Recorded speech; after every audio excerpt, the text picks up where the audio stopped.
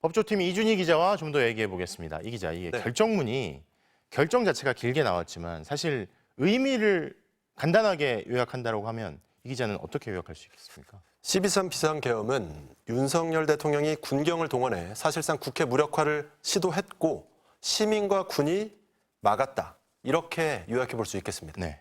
결정문을 보면 마지막 계엄이 선포된 지 45년 만에 정치적 목적으로 계엄을 선포해 국가 긴급권 남용의 역사를 재현했다.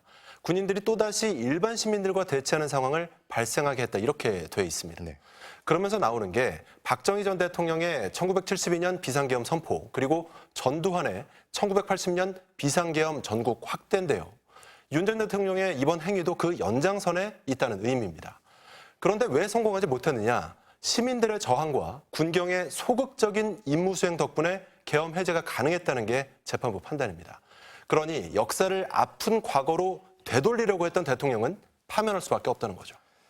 사실 이 헌재 선고가 길어지면서 5대3 교착설부터 해서 막판에는 4대4 기각설까지 여러 지금 결과적으로 보면 억측이 많았잖아요.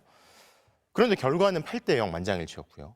그럼에도 불구하고 이렇게 길어진 이유가 있을 텐데 그건 어떤 걸까요? 네, 5대3 교착설 그리고 4대4 기각설 모두 사실이 아니었습니다.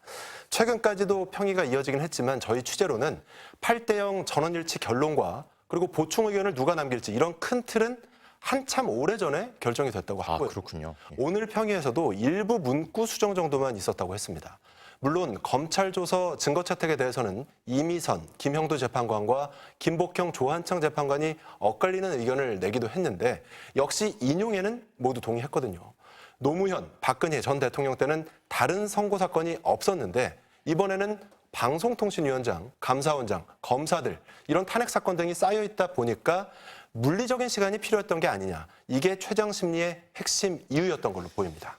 자, 윤 전 대통령이 이제 탄핵이 됐으니까, 파면이 됐으니까 벌을 받은 것 아니냐, 이렇게 보시는 분들도 있는데 사실 징계랑 처벌 다른 거잖아요.